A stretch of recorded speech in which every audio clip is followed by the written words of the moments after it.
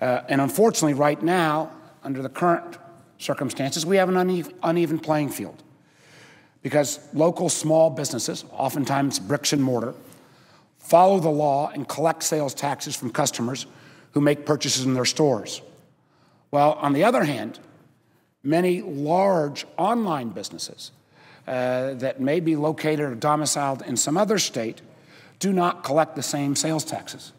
I think on this floor already we've heard repeated stories of even some online retailers who even encourage people to go to the bricks and mortar store, look and go out and price a product, and then come back and go online and purchase that product.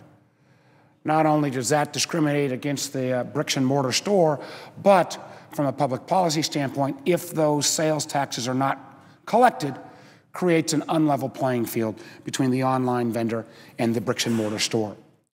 This legislation will help level the playing field. It's about fairness. It's about having a level playing field for all types of retail outlets. And let me make clear, all it simply does is require every business to collect and remit an already legal sales tax that has been put in place at a state or local level. Because of this unequal playing field, because of current circumstances, because there has been a failure amongst many of our online vendors to collect these sales taxes, this creates a direct and immediate impact on state and local governments.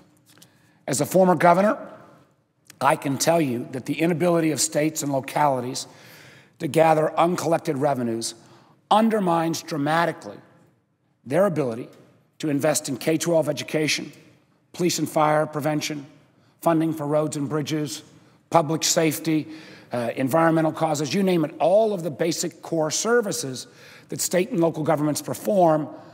So many of them are directly funded in a major way by local or state sales taxes. Most recently, here in the Commonwealth, Virginia's leadership, with a Republican governor and a bipartisan legislature, finally enacted legislation to make significant investments in our outdated and overstressed transportation network. And any of the folks who work here on the Hill, or those of my colleagues who happen to live in Virginia, know that traffic in Northern Virginia is at an almost debilitating basis.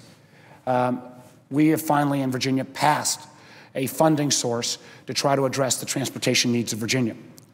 Part of this solution, though, anticipates revenue from this legislation. So if we're going to be able to solve the transportation crisis that confronts not just Northern Virginia, but all of Virginia, Virginia's got to have the ability to collect all of its sales tax revenue.